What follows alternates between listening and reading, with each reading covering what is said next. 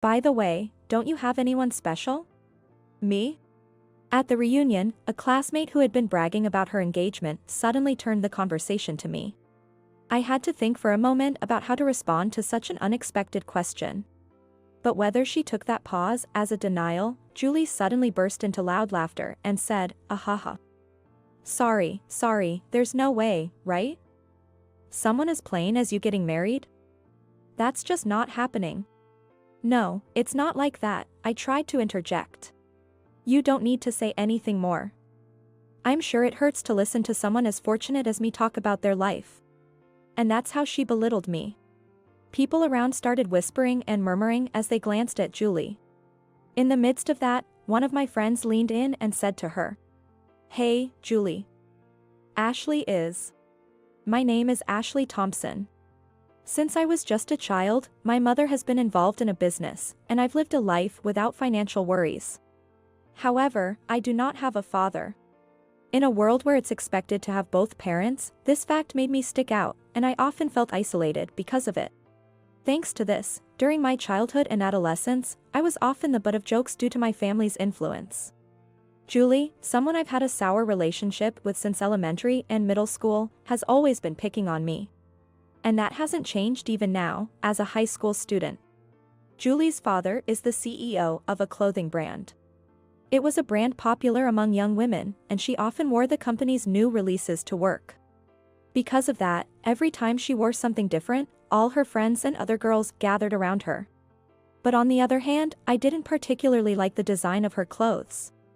While everyone was paying attention to Julie, I was spending my time without showing any interest, all by myself. It seemed to hurt her pride, and one day, Julie started to mess with me. "What's with that drab outfit? And your chunky figure? Seriously, it's just not happening. It's what I like to wear, so leave me alone, will you? Whoa, who do you think you are? Getting cocky in that lame getup." Back in elementary school, when casual clothes were the norm, she would sometimes come at me ready for a fight or talk down to me just to mock. Naturally, once we were in middle and high school where uniforms were mandatory, she stopped picking on me about clothes. But instead, she started to make fun of my figure. "Oh, look, Ashley. Started wearing glasses? They don't suit you. Did you come over here just to say that? Maybe. But, you know. Compared to elementary school, you've gotten quite big, haven't you? Growing taller, putting on weight, and let's not forget the acne. Well, it's puberty, what can I do? I wonder about that. Maybe it's because you were raised in a single-parent home, not exactly the ideal setting?" In this manner, she kept teasing me throughout middle school. Gradually, it became tiresome to engage with her, and I started to tune her out, which seemed to wound her ego even more, and her behavior escalated day by day. I thought that once we moved on to high school, I'd be able to get away from her. However, despite her status as the daughter of a CEO, she ended up attending the same public high school as me. The reality that what I thought would end was going to continue kept me from feeling hopeful. My eyesight, which had been deteriorating since middle school, had gotten quite bad by the time I entered high school. Because of that, I had to wear glasses with much thicker lenses than others. This made my eyes look smaller when I wore them, and the substantial glasses made me stand out even more, making me the perfect target for Julie. Ever since elementary school, because she was the CEO's daughter, she'd been the center of attention, and as a high schooler, she quickly established her own clique and pulled most of our peers into her social circle with that momentum. Every time she or her entourage harassed me, the people around us distanced themselves from me. That's why I didn't have friends for a while. But what significantly changed my situation was club activities. Having been taller than most since middle school, I was immediately recruited into the volleyball team upon entering high school. They complimented me on my height. Having not received such kind words from others for a long time, I was overjoyed and decided to join the club. After that, I spent every day in rigorous practice, alongside my peers of the same age, honing our skills and stamina, even as I let out pitiful cries. During those days, kids who had never spoken to me before started to strike up conversations. "Ashley, I always thought you were a much tougher person," one said. Why? Well, you know, you always dress so seriously compared to others. And unlike Julie, you wear your uniform by the book, so it felt hard to just chat with you casually.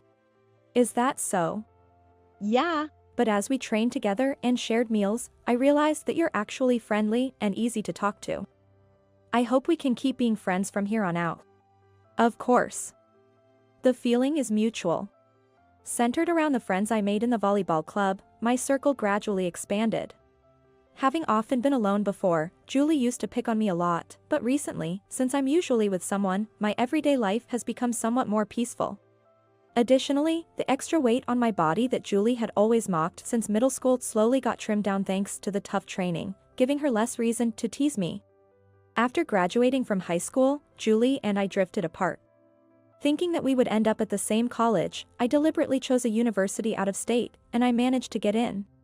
As a college student, I joined a club and enjoyed my time with people at my age, all the while dedicating myself to my studies and part-time job.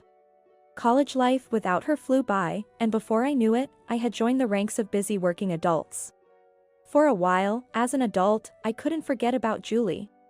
But even unpleasant memories fade over time.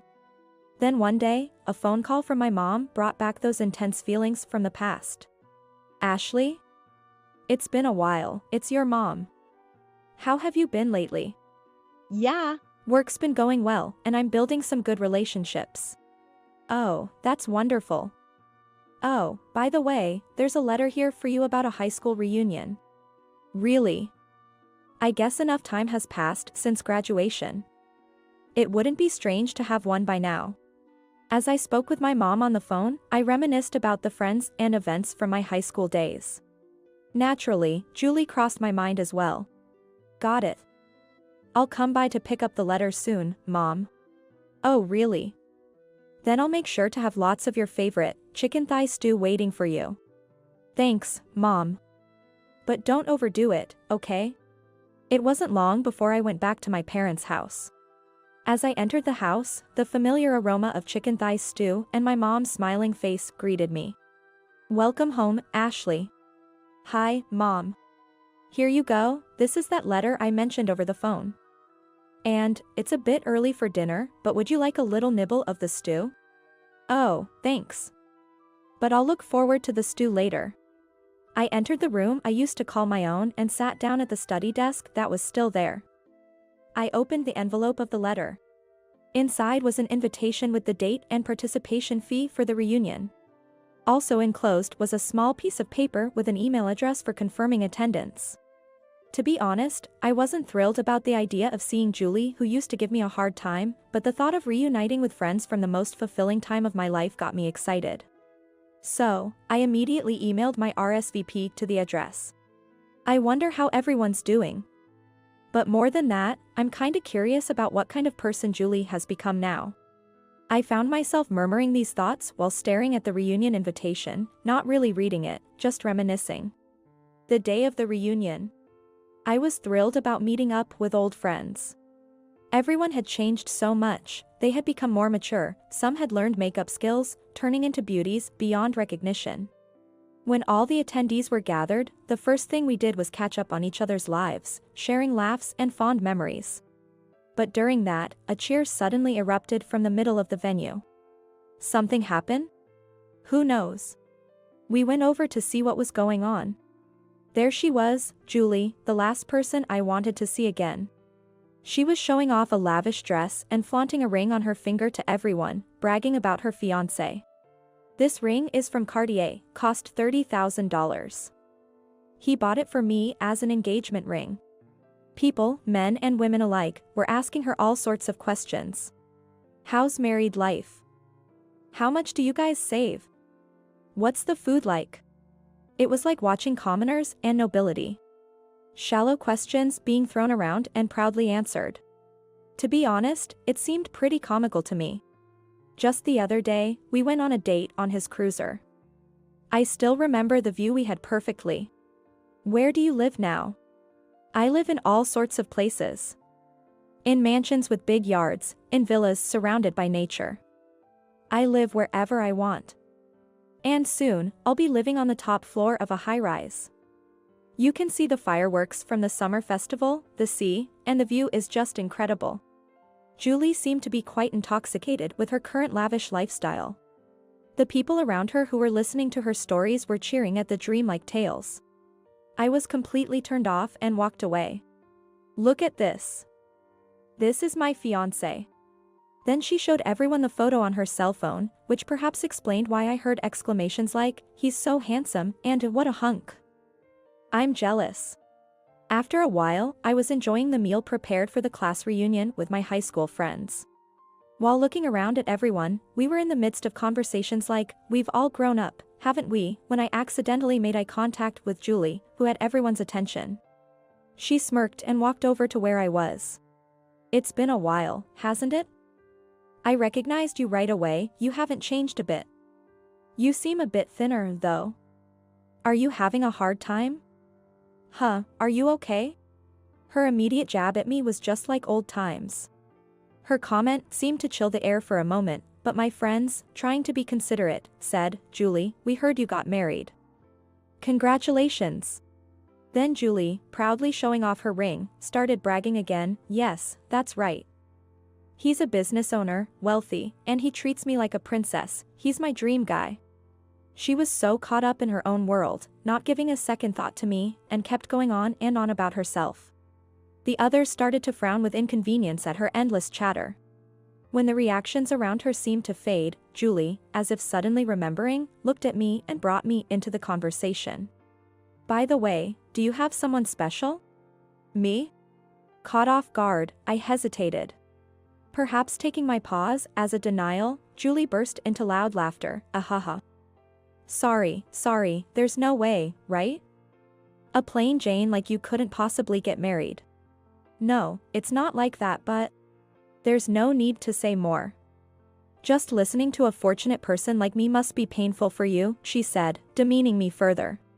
One of my friends tried to interject, "Hey, Julie, you know, Ashley is." But Julie wasn't showing any signs of listening. When you think about it, still wearing those thick glasses and frumpy clothes. Taller than most guys, too. Nobody would want to marry someone like that, Julie continued, laughing crudely. That was too much for me, and I felt my anger rise. So, because she lacked the class to match her looks, I stood up to counter her argument. But at that moment, someone put their arm around my shoulder from behind. Startled, I jumped, but the scent of the cologne told me who it was. That calmed the anger I had just felt, and a warm sense of relief washed over me. "Talking about my wife like that, huh?" the man behind me said. "Jason." I looked up at his face as if gazing at the ceiling. The man who towered over me, even though I was said to be taller than most guys, was none other than Jason Thompson, a man famed for being the most handsome in our high school. After graduating from college and entering the workforce, he became the president of a clothing company, and now he frequently appears in the media. He was famous back in high school and even more so as an adult, with many people knowing who he is. What did you say just now?" My friend asked him to repeat himself. Jason replied calmly. I was just saying how much you were talking about my wife." At his words, everyone around us gasped in unison, "What?" with big voices, bombarding us with questions like, "No way, when did you guys get married?" Or, for that matter, "When did you start dating?" I had heard you were married, but to think it was Jason. The most handsome guy in our grade married someone from the same year? That's a shocker. Amidst the buzz, Jason lightly tapped my shoulder. Turning to look at him, he had a big grin and said contentedly, "The prank was a total success, huh?" Then I turned to the crowd and shared with them. "Me and Ashley, we've been together since high school. And of course, I was the one who made the move." "No way, what a surprise. And the marriage, we just registered last week." Yeah. "We're newlyweds." Aww. "Come on. You could have let us in on it." Well, Ashley gets embarrassed, you know. There were times when I told a few people just to see her turn red. What was the trigger? What made you fall for each other? Well, we were both on the volleyball team. Guess you could say we fell in love during training. Oh my, how youthful. So, tell us. What did you say when you proposed? That's a secret between Ashley and me. It's our little treasure. Aw. That's how we were swarmed with questions from everyone around. With every question about our romance and milestones, I felt my face grow redder and redder until I was looking down at the ground. Then, at that moment, it's a lie. That's impossible. Julie, who had completely lost the attention of the crowd to Jason, was beet red and shouting. The lively atmosphere was gone in an instant, replaced by silence. And everyone's gaze shifted to Julie. Jason marrying Ashley? With someone as gloomy and unattractive as her? Enough with the lies, please. They're not a match at all. Had I been told such things while we were dating, I would have undoubtedly been hurt. But now, it didn't affect me at all. Jason listened to Julie's hysterical rant with nods and murmurs of agreement. Then he said in a breezy tone, "Well, Yeah. I guess you're right. The only good things about me are my looks, height, and bank account. I never imagined that Ashley could fall for someone like me. Back when only the shallowest girls, who were just looking at the surface, came my way, I was really fed up." But the look in Jason's eyes at that moment was ice cold. Disgust, anger, sadness, pity. His eyes were cold, sensing all that negativity. After seeing that look in his eyes, Julie began to choke on her words, and eventually, she couldn't say anything at all. As if to deliver the coup de grace, he said, "And to think that someone would call my wife ugly. Are you blind or something?" snatching my glasses away in a swift motion. "Ah." I couldn't help but exclaim, initially chasing after my glasses with my eyes, but I quickly realized that everyone was staring at me. Having worn glasses in public for so long, that moment without them was incredibly nerve-wracking for me. "Beautiful." Someone murmured. I had been wondering if that might be the case. Could it possibly be the model Susie? No way. Wait, now that you mention it, she does look just like her. What, seriously? The actual person. A buzz started among the crowd. I had never imagined that this fact would come out in such a place, and out of embarrassment, I covered my face and looked down again. Our in-house model Susie, well, her background has always been kept under wraps. Folks have been asking if she's not just some CGI or if her pictures are just some fancy artwork. But I tell you, with her naturally beautiful face shape and the kind of top-tier makeup we put on her, I guess it's not too far-fetched for people to wonder. Jason explained this to the people around him. Indeed, I had seen such speculations on social media.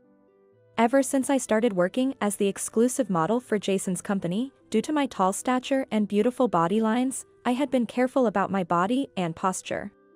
Thanks to that, I had received high acclaim from the public. No way. You mean to tell me that Jason, the CEO of a famous brand, and Susie, every woman's dream, are getting married? This is a huge scoop. Jason's revelation stirred up the crowd again. And he, with a smug grin spreading across his face, said, "Yep. Our marriage is going to be announced in the media tomorrow, so I thought I'd spill the beans at the reunion today." Almost everyone at the reunion was astonished by the revelation and gathered around Jason to hear more. But there was one who stood apart. Standing beside me, Jason was receiving congratulations from everyone when suddenly, I noticed Julie in my field of vision. At that moment, she was glaring at me with a fierce expression. I felt an intense chill from her unusual demeanor. The day after the reunion, our marriage was announced to the media, and for a while, it remained a hot topic on the morning shows. My husband and I would check out those programs when we watched TV together, just to see what the public had to say. Even during our time together as a couple, I couldn't forget the expression Julie had shown me. Is something wrong? Could it be about Julie? Yeah. You know, at the reunion, when everyone was gathering around you. That's when I saw Julie glaring at me with such a harsh look, and I just can't seem to shake it. After saying this, Jason gently stroked my head before putting his arm around my shoulder and pulling me close. Do you think I did something to deserve such resentment? The scenes played back in my mind. I could vividly see Julie, showing off her belongings and laughing proudly. Maybe she was envious of you, Ashley. Envious of me? But she seemed much wealthier and happier, didn't she? People have things that others might not even realize they want. You probably had something that Julie envied without knowing it. Is that so? It's hard to say. But you know, I've learned something since becoming a CEO. It's that people need certain emotional nutrients in their lives. If they lack love, they seek it out. If their desire for recognition isn't met, they find ways to fulfill it. Harassment often comes from those who are vulnerable, trying to fill a gap within themselves, a complex in their heart. It's not excusable, though. Jason. Still, I won't forgive anyone who tries to harm my wife. He said with a smile. Jason and I became friends through our high school club activities, just like he said at the reunion. At first, it was because we shared the same last name, Thompson, that during club activities, when the coach yelled, "Thompson, come here," both of us would run over to him. It was when the coach said, "I don't need you, the guy," and I couldn't help but laugh, that he also flashed a smile my way. Eventually, both of us ended up being roped into the coach's errands. During those tasks and odd jobs, we had little conversations here and there. Soon after, Jason confessed his feelings to me, and we started dating. By the time we entered college, my feelings for him had grown significantly. Because of that, both in high school and after entering college, I felt anxious about his charm that attracted other girls, and I was jealous of them. Even so, Jason was always devoted to me. That made me see him as my one and only, leading us to marriage. A few days later, Jason and I, having been too busy with our respective jobs to go out, finally went for a meal to celebrate our wedding anniversary. We didn't go anywhere too fancy but chose a restaurant that we both liked. On our way back, we passed by a certain bar. It was then that Jason suggested, how about we stop by one more place? I had a pretty good idea of how the night would unfold once we got home, so I nodded, my heart racing, and we entered the bar together. To my surprise, there was an unexpected person there. I blurted out, "Julie," without thinking. Looking closely, I saw another man at her table. Ashley. At first, she glared at me. But feeling Jason's gaze, she quickly looked away. I walked up to her and asked, "Is he your fiancé?" She nodded awkwardly. I thought to myself, I knew it.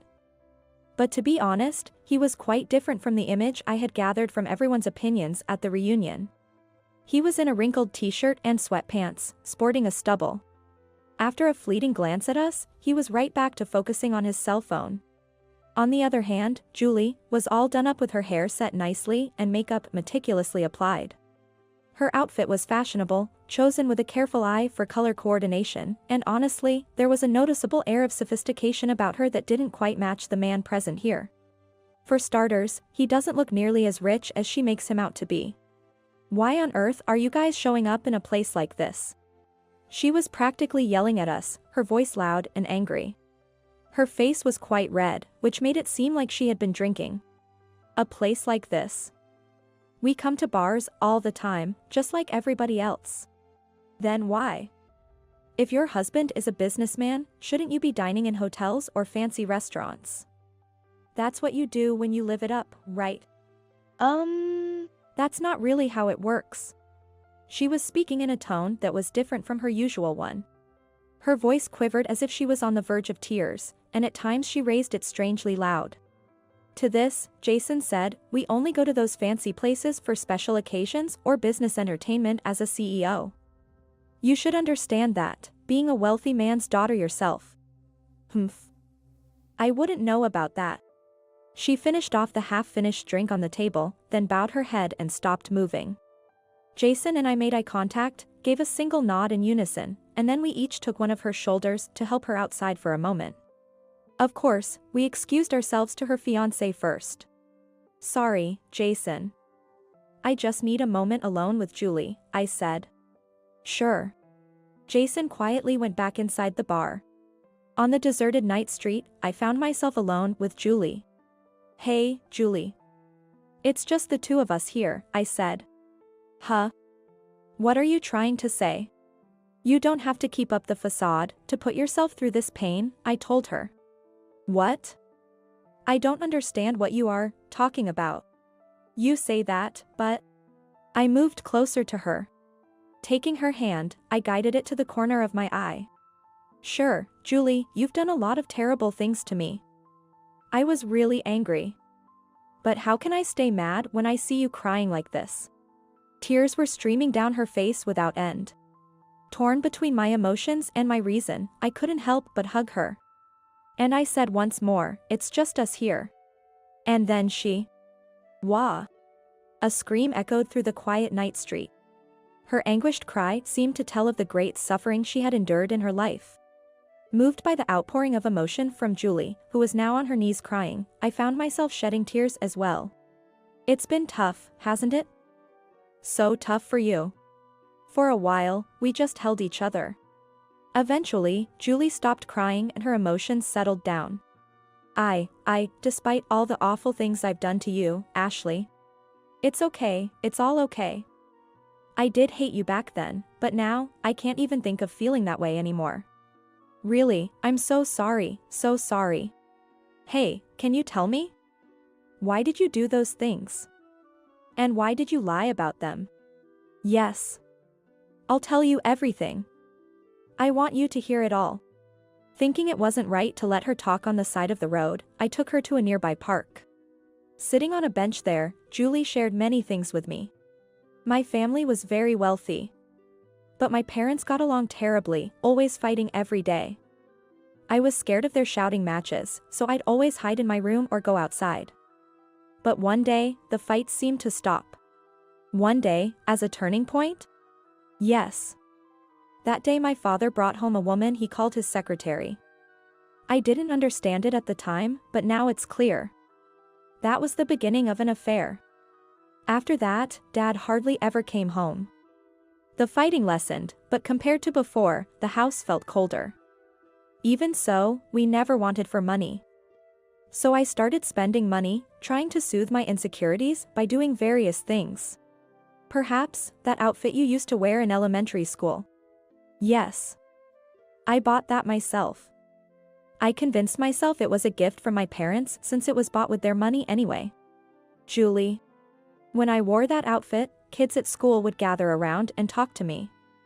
I was happy about that, so I always wore clothes from my father's company. But even then, Ashley, you were the only one who didn't show any interest in me. Seeing that scared me, like I was looking at my own parents. So, that's why. She mumbled her words there. I said, "Don't worry about it, just tell me," as I gently held her hand. You know, even though she doesn't get the attention like I do, I got jealous of you. Seeing you looking content on your own, even though you're from a single-parent home, you seemed happier than me. I was really envious of you for not having an abusive dad. That's why I did such awful things, to take out my frustrations. Now, I truly feel sorry about it. It's okay. You know, I kind of feel the same way. Huh? My dad, well, he had a bad drinking habit and would get violent when he was drunk. He'd spend all his paycheck on alcohol, and when the money ran out, he'd start raging.